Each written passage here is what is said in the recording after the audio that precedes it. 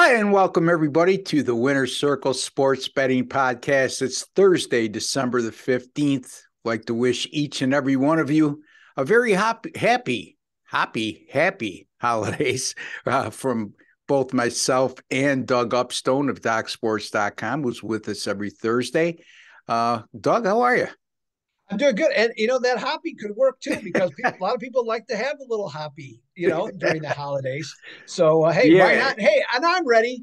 Count me in. Look at Hey, this guy. He's styling and profiling today, folks. In I that told you I was going to Christmas go spirit. Christmas theme the whole rest of the time. And a red and green shirt on the other day. So I'm doing this. And next week I got two more for you. So, hey, here we All go. right. You look sharp, my man. You look sharp. You look the role, the professional role, a guy who makes a lot of money and very Christmassy spirit. Well, you Anyway, got one of those right. I'm not going to say which one, but you got uh, one of them. anyway, Doug, how you been doing of late, by the way? It's been all good, Ross. And I do have a correction to make too, because hey, this show is all about being truthful and honest. So we got football coming up, of course, this weekend. Bowl games starting on Friday, so tomorrow as we do this video. So that's going to be a lot of fun. We got all of them. The lines are like crazy, of course, as we've seen and Yeah. talked about already. But on Monday, I said my record was 20-11. I went back and wanted to look up something else. Have a correction. It's 19-12. So just went full disclosure on that. There you So, go. but still, $2,300 worth of profit. I've hit on the 5 unit or higher plays, which are the best bets at Docs. I've hit 5 of those in that period. So that's been good. So yeah, I'm excited for that. We also have football. Got a 7 unit play in the NFL going on Sunday. I've hit 5 straight and football, college and pro, 5 straight winners on best bets. That's 6 or 7 units or higher. So we have that. NHL, we're getting in that territory, Ross, where I, do this. Not really sure what's going on, but I'll just say streaks 3-0, 8-2, 22-10. Doing extremely well, knocking them dead. And I got a 6 unit play tonight on Thursday as we're doing this video. So yeah, a lot of good things going on. How I about like yourself? I like when you tell me you don't know why things are happening I know because you. it's That's why always I a brought it up. positive thing, You don't have to take out that little black book. We don't have to talk about No, overtime in NHL losses. nothing negative. It's the holiday That's season. Let's hey, talk that's about all the good things. right. Beautiful. Yeah, thank you for asking, Doug. By the way, I'm doing pretty good myself since January 30th of this year. My NFL 52-38, folks. That's good for 58%. No matter how you cut it and do the math, that'll make you a lot of money unless you are totally undisciplined when it comes to money management, which I hope you're not. And I always profess you need to be. So, very good in that regard. NFL 10-star top plays, which are the equivalent of Doug's 6 and 7-star plays in the NFL. 12-4 this year, 23-9 with my last 32 dating back to last year. That's good for 69%, that run. College basketball, I took it on a chin last night, Doug. I always say, no matter if you win by 1 or win by 30, they don't pay extra. Right. If you lose by 1 or lose by 30, thank God when you get blown out, they don't charge you extra, because I had Maryland last night. I could laugh now. They just got blown out of the water by UCLA. Head scratching performance by the Terps. UCLA did play their best game of the year. Kudos to them. But 22-12 with my last 34. That dates back to November 17th with my college basketball. My NBA and college basketball combined 75-57 with my last 132, and that's good for 57%. Doug, I wanted to bring this up. I said, NFL underdogs have done pretty good this year, specifically NFL home underdogs, and hopefully I have that stat written down somewhere, and I Go ahead. certainly I'll do. let you look at it, because while you're looking at it, I'll just throw this Sure. out. Is that the yesterday, and I used this. I did my own video before doing this one with you. And to your point about Maryland, I actually had the on a free pick. I had the under on that one, and their defense was terrible, of Yeah. course. And so I used the term, they weren't terrapins, they were turtles last night, Yeah, I because agree. that's how they played. So I'm still searching for those numbers in the NFL. But as I recall, okay, NFL underdogs, home underdogs this year are 52 and 23 against the spread. No, 52 and 23 to the under. Okay. So again, when you see a home underdog in the NFL, you're seeing a lot of low scoring games this year. And now it's reached the point of the season where that's not going to level off. It might come back the other way, but we're going to see NFL home underdogs play at a high percentage to the under at the season's end. Also, NFL home underdogs of 3 or greater have gone 32, 16, and 4 against the spread this year. So there's 5 NFL home underdogs on the board this week. Now, folks, when I say that, it doesn't mean you should automatically no-brain your way through it and say, well, Ross, you just rattled off those stats. Well, I'm sort of perplexed by that because I don't recall at this point of the season those numbers being so lopsided, I should say, whether it be to the under or whether it be to they're covering at such a high rate. So any thoughts in that regard, Doug? Yeah, I think it has a lot to do with in this case in the NFL, the lack of parity. Okay, Yeah. In some regards, and I guess what I mean by that is that if, I should say, if you take out the top teams, there's lots of parity. Maybe that's a better way to put it, Yeah. because the top teams are just so much better. I mean, anybody that does power ratings, you got basically 5, maybe 6 teams, and then you have a gap, and then everybody else just kind of is too close together or closer together, with the exception of maybe the Houston Texans for that matter. But I think that's the biggest reason for that, because you just have so many teams that are so close together, and it doesn't take much. I mean, literally in these games, it takes one play.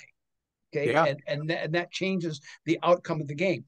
And then to your other point about unders, well, scoring, as we know, is this year is down. Okay, yes, we've seen some big scores and stuff like that, but just overall, scoring is down. Not that it shows up necessarily in just overs and unders, because odds makers do a good job, but it certainly has shown in the types of games you're referring to with home underdogs that certainly is the case. So with that being the case, it kind of makes sense that we got very competitive games. You got some different elements occurring to where these home underdogs are covering spreads. It just it fits together, taking a longer view, as the season has gone on. Now, what do you think about that, Ross? Yeah, I think you're onto something there. And in terms of the home underdogs of 3 or greater, covering at the rate they are, they've always done pretty good. NFL Right. home underdogs of better than a field goal, but not necessarily at this rate. And again, folks, one year this could occur. Next year it might flip and be the opposite. Road favorites might have a good year. So just something. It's food for thought. It's something to look at over the last 4 weeks of the regular season. I mean, we have a real oddity this week, Doug. Now I know Lamar Jackson is hurt, but I looked in my software database. When I tell you how unique this situation is, where you get we're in week 15 of the season right now. And the Baltimore Ravens, who come in with a 9-4 record this week, are an underdog of 2.5 to 3 points, depending on where you're looking at, against a 5-8 Browns team. And, surprisingly, when I looked up how the losing teams do against opponents specifically with a win percentage of 692 or greater, and it's after game 11 of the season, they do quite well, meaning the favorites with the worst record. So that's really surprising to me, but it sort of typifies the whole season in a nutshell. Yeah, well, I mean, I think Huntley. I think obviously there's a lot of concern with Huntley, Yeah. from that standpoint. And then if he can't go, I mean, that really screws everything up, because then you're going to Anthony Brown, and I don't know who's going to want to back Baltimore with Anthony Brown. No. And Baltimore, seems to me they can hang in the game, because of their run defense, and that's Yeah. what Cleveland does best. But me, I'm of the opinion, at least, that, that Deshaun Watson now being at home, he has a chance, I think, to play better. I don't think he's going to play great, but I think I mean, 2 years is a long time to be off for Yeah, us. no doubt about it. I mean, No doubt about it. right, especially right in the prime of your career, that's a lot to give Yeah. away. So, and obviously not being able to practice with these guys also, and it's not the other part of this too, that big thing to me, Cleveland, it's not like they're good route runners. Okay, they don't get open easily, so so it all plays into it. But Yeah, yeah, that and is a fascinating number though. yeah, and then when you bring in a quarterback for the first time in week 11, the chemistry with the receivers and the combination of what you just said makes things a little bit difficult, doesn't it? It And certainly does. not for nothing, Cleveland is one of the underachieving teams in the NFL this year. And quite frankly, they've been overvalued all year long. Now, in terms of Huntley, is it Huntley or Huntley? I can't. Huntley, Huntley, yes. okay. I like him as a matter of fact. I think he's a really good backup quarterback, and you could make a case he's better than three or four of the starting quarterbacks right now in the NFL. But having said that, in terms of his status, he did practice in full yesterday. The reports I read today is he's probable, which means when you see probable, very seldom doesn't a player play. But to Doug's point, you never know. One hit in a game for a guy that's injured at the quarterback position, especially the offense that Baltimore runs, which calls for a lot of RPOs.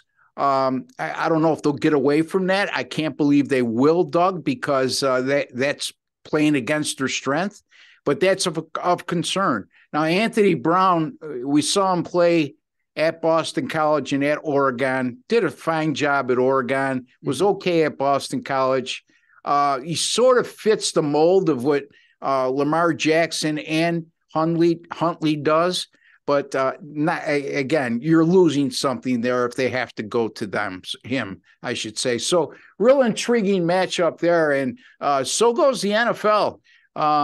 Folks, it's the most unpredictable league when it comes to sports betting of any out there. And you have to be on top of things, and you have to have a broader view and a longer memory than you do in any other sport, in my opinion, anyway. Anyway, let's get any comments on that, Doug? I'm sorry. No, I agree with you 100%. When it comes to the NFL, nothing's easy. And anytime that you can win, and you can win, even fairly consistently, you're way ahead of the masses. Yeah. I mean, and when you continue to bet the obvious week after week, there's a term, the NFL, and Jerry Glanville said it doesn't stand for the National Football League. It stands not for long when you continue to make the same mistakes over and over again. Anyway, our free picks. I'm real interested to hear what you have on your game, Doug. Detroit and the New York Jets. The Jets, they're hanging on by a thread in terms of their playoff chances. And, of course, Detroit coming on like banshees. And I'm going to be looking at the New York Giants and Washington Commanders game that was flexed out to 8:20 p.m. Eastern time. And first, let's start with you. Let's hear what you have to say. Well, I think, hey, Ross, this is going to be, I think, a very enthralling contest. Yeah. And with potentially big implications for the NFL playoffs. Now, as you know, New York shocked everybody by starting the season 5-2, but then injuries, some to the running backs, just like everybody kind of throughout the roster. But in particular, inconsistent quarterback play has led them to be 2-3. And so they're going to need to make a late run to make the playoffs. Now, after losing so many close games for a year and a half, Dan Campbell, everybody likes him, but boy, you wondered, and we talked about it, if this guy is going to be willing or be able to hang on to his job if they will keep going the same direction after they started 1-6 this year. But you know what? It just completely turned around. As to say why? Well, the couple different reasons as to why. The offense was better than what people I should say, the offense is already going. They were averaging early on 30 points per game. Yeah. So that was going, the defense was the problem. Well, here's the thing. The defense has completely turned things around. In their first, when they went 1-6, they were giving up 32 points per game. Since going 5-1 and 6-0 against the spread, they've given up 20.2 points per game. So if you're looking for the biggest reason, for that switch, that certainly is it. And now they're in contention for a playoff if they keep winning. Okay, Yeah. so that's the big thing that they have going. Now, in breaking this one down, Ross, looking at the Gang Green here, their defense overall, it's better. They're playing at home from that standpoint. So I think those are really good aspects going in their favor. But as I just mentioned, that Detroit defense is improving. And then you look at the teams offensively. Well, to me, there's no question that Detroit has the better offense. And during this streak, they're averaging, I think, 32 points per game, or right around 32 points per game, compared to the Jets on the season are at 20.6 points per game. So huge difference. Jared Goff in this stretch, I think everyone would agree with me on this. He's a top 7 quarterback in this stretch. And in these 6 games, he has looked fantastic. As I mentioned, the offensive line is very good, and Goff and Campbell are in sync, and the weapons on the outside are better than people realize. Now, Mike White, I actually like as a quarterback when I've seen him play. But here's the thing, is that his passing numbers are really good, but the conversion rate when they get inside the 30 for touchdowns versus field goals, that's not a good thing. Okay, from that, and I think that's another thing holding it back. One last thing to understand in this game, in the Jets' last half dozen contests, -4 on the turnover margin. Detroit is +7 in that Wow. same span That's on huge. turnover margin, and they already have a victory at MetLife Stadium, having beaten the Giants earlier Yeah. this year, so they should be comfortable there. This line is now a pick 'em, so I'm going to go for the Lions to roar on this one, Ross, and I'm going to take them as a pick 'em over the New York Jets. Yeah, they won like is it 5-1 in their last 6, Doug? That they 5-0 are? in their last 6-0 against the number. And Yep. and their only loss came in overtime against Buffalo on Thanksgiving Day. So, Exactly. in a game that they led late, and they allowed the Bills to tie it in the last, I think, 30 seconds or so, or they lost the game in the last 30 seconds.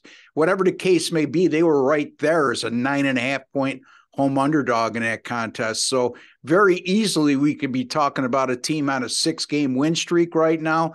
And, we saw the Detroit offense, as you touched upon, start out like a house on fire. And then they hit a rough patch where they were a little bit anemic. And everybody was saying, well, here we go again, the same old Lions. Well, part of the problem is that they were playing from behind all the time because their defense couldn't stop anybody. And when you get one-dimensional and take your running game out of the equation, you become predictable. That's not been the case over the last 6 weeks. They haven't had any games where they got behind by double-digit margin.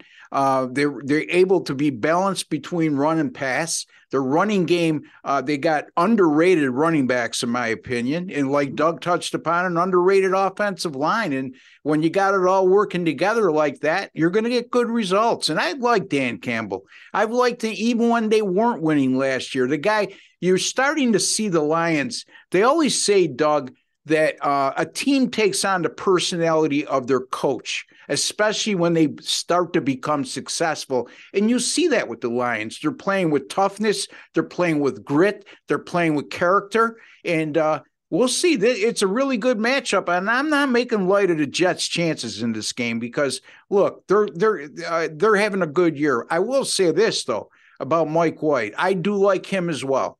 And Doug brings up some good points about when they get inside the 30-yard line. The field shrinks, and it becomes a little tougher. Lastly, Mike White got really banged up last week. He left the game. He came back. He left the game again. He was taking some vicious shots, not only on sacks, but after he let the ball go. And he didn't practice full, I think, until late this week. So we'll see. I mean, he might be one hit away from Joe Flacco taking over under center. So anyway, and Doug likes the Detroit Lions as a pick 'em over the New York Jets, and I'd be hard-pressed to disagree with him on that. The New York Giants and the Washington Commanders, 8:20 p.m. Eastern Time. Thank goodness they flexed this game out, because originally we were going to see the New England Patriots and the Las Vegas Raiders in this time slot. But as the NFL smartly a few years ago did, is they, when it gets late in the year like this, if they have an unfavorable or a matchup that doesn't really generate a lot of interest, they'll move that game and move another one into the 8:20 slot.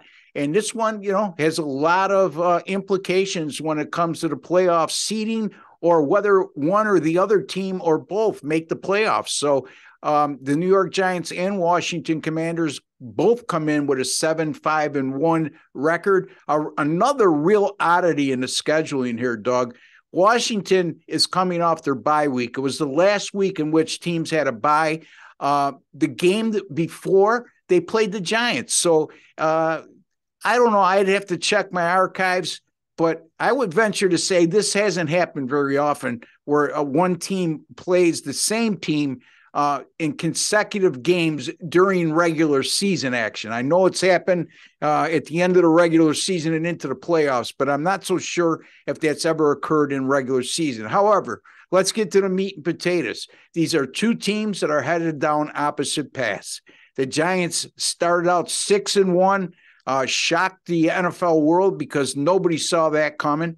And since that time, they've tailed off 1-4-1 straight up, and 0-3-1 straight up in their last four. Now, they did tie Washington at home 2 weeks ago, but in that game, they were outgained by 95 yards, specifically 411 to 316. Very lucky to walk away with a tie in that game.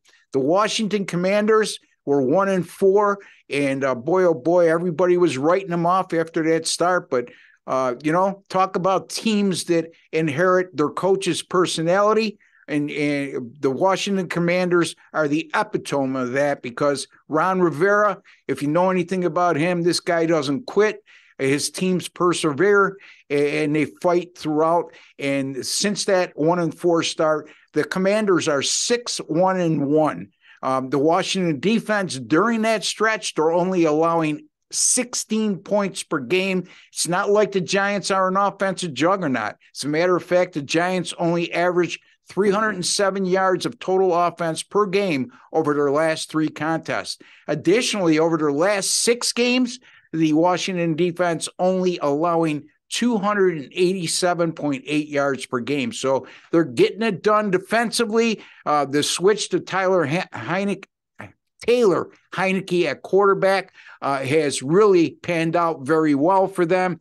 Is he the long-term answer? No, but right now he gives them the best opportunity to win in comparison to Carson Wentz. The Giants coming off a humiliating 48-22 home loss to Philadelphia last week. So if anybody had the illusion the Giants were a Super Bowl contender, that was quickly put to rest last week against Philadelphia. Could they still make the playoffs? Absolutely so. But in terms of making a deep run, that game to me spoke volumes in terms of their chances of that occurring. The Giants also 8-0 straight up on the road when coming off a double-digit loss since 2020, and they lost those 8 games by an average of 12.6 points per game. Doug, I'm going to take the Washington Commanders here, the team playing the better football, the team that's starting to live up to expectations. They were picked to be a contender in the NFC East. They're not going to be contending with Philadelphia and Dallas, that's for sure, in terms of the division lead, but they certainly are a strong contender at this juncture to make the playoffs. The Giants, on the other hand, they've come back down to earth. Look, this is a team that overachieved in the first 7 games, and we're seeing what has occurred over the last, unfortunately for them, over the last 6 games. Hats off to Brian Dable. He's done a great job with the Giants, what he's had to work with. But I think in this particular instance, I think Washington not only wins, they win big in this game. I like the Washington Commanders. I almost said the Redskins, minus 4.5 over the New York Giants. Yeah, well, 2 things. And the last thing you just said is that the whole season, I want to commend you, is that you have not said the Redskins all year. Okay, so I want to commend you for that. And I, but I will add one other thing is that I think the NFL is getting too much credit. The NFL has nothing to do with flexing the games out, other than the fact that NBC paid for it. yeah, So okay. that's part of their TV contract, having the ability to do that. So they work with the NFL to do it. So the NFL is it's. I think we all know what money means to the NFL. So from Yeah, that yeah, standpoint, yeah. but yeah, hey, you know what? I'm on board with you. Washington's the play this week. The number's a little higher than I cared. It's not wrong. It's just, it's just there's not quite the comfort level with that. But if they win by 7 and or more, that certainly would not be a surprise. So yeah, I'm with you on Washington on Yeah, that. the opener, I believe, was 3.5, Doug, if I'm not mistaken. Yes, that's correct. And I think it's Is four that and a half correct? now, as Yep. I recall. Yep. Yeah. Yep. 4.5. And I've seen some fives out there as well. So, I wouldn't be surprised if it goes up. Like, yeah, I would yeah. agree with you So, by I game mean, the time. only thing that I'm leery of is when a team starts to get too much money and the line moves because of public money. And that's what it looks like right now. But like you've always said, the public wins sometime too. Right. And you can't let that influence you when all the data shows you otherwise. And like you're talking about a team that's red hot right now against a team that right now they're finding ways to lose or they're getting blown out of the water like they did last week. And lots of injuries too on both sides of the Yeah, ball. And the other thing that I've noticed, it seems like Saquon Barkley has worn down as the yeah. season's gone on. Now the blocking hasn't been great, but it just seems like he just doesn't have the same juice he had at the beginning of the season. Yeah, and the Giants, similar to Tennessee, they didn't address the wide receiver position. Right now you're talking about Darius Slayton being your number one option. Nothing against him because he's okay if you put him in the number 3 option or if you go 4 wide, he's your 4th receiver. He Right. could be very productive in that role, but he is not a number 1 choice. And I know that's a result of some injuries. They got rid of the kid Tony, who they drafted real high from Florida. Don't know what they were thinking there, but you know what? The regime they got now with Dable and Joe Shane, they'll address that in the draft and through free agency. You could bet your last dollar on that. Anyway, Doug, any final words before we go? Hey, you know what? I just want everybody to have themselves great. It's going to be a great weekend. I mean, we got Yeah. the NFL Network. We got 3 games on the NFL Network. A couple of them aren't great. Okay, no doubt about that. But we got NFL football. We have 2 bowl games on Friday to get things started. We got 6 on Saturday. So that's going to be fantastic. And then we have everything else that's going on along with it, along with the holiday season. Ross, I think it sounds like a perfect weekend for sports bettors and for anybody that's looking to have a good, fun weekend. And Doug's going to have a shirt and tie on throughout the Christmas holiday, folks. No question about it. And also a beverage by his side, not on air, but No, after well, he no. gets Hey, done working. I drink Coke too, so I'm good. Anyway, I'm glad you brought up the Saturday before we sign off. I got to get your take on this. I'm looking at this Minnesota and Indianapolis line. What am I missing here? Why is Minnesota only a 4-point favorite in that game on their home field against a team that's been atrocious? I think I think that the odds makers are not excited about Minnesota at this point. Their defense is the worst of the NFL, so I think that's a key component there. I don't. Even that being the case, I don't really see how you, with Matt Ryan, okay, and that offensive line, I don't see, I would agree. I don't see how it's at least not 5.5. Yeah, and it opened, Doug. It opened at 5.5. Yeah. And it's Well, now these 4. openers aren't the same, though, Ross, as we both know, as what it used to be. Now, I Yeah. forget what they call them now. There's another name for them. But I Well, mean, they come out basically the week before the game. yes. So what I'm looking at as an opener is what Wager Talk uses this on Sundays before. Okay. Yeah. So it's before they play that Sunday game. Right. So Minnesota, before they even played in week 14, was a 5.5-point favorite, to clarify. Right. That's correct. Right. Yeah. It's but not like still, it's not like the old days when they used to come out Sunday night. Yeah. Right. But you even said, yeah, it just seems like a strange line to me. And I get what you're saying. You make good points. But on the flip side of that, I haven't seen anything from Indy to make me think that they're going to be competitive against a playoff caliber team. But again, when that happens, when it looks too good to be true, you have to take a second look at it because not all the time, but most times and not, when it looks too good to be true, it usually is. So, It happens that way. That's for yeah. sure. All right. So for Doug Upstone and Ross Benjamin, folks, we like to wish each and every one of you out there a very happy holiday season, a Merry Christmas. Have a lot of fun, but stay safe, folks. Like Doug, he's got his cocktail right next to him, and he's not driving, and he's got his shirt and tie on, and he looks like a businessman at a business lunch because his tie is coming down his neck. And but anyway, take care and God bless, folks.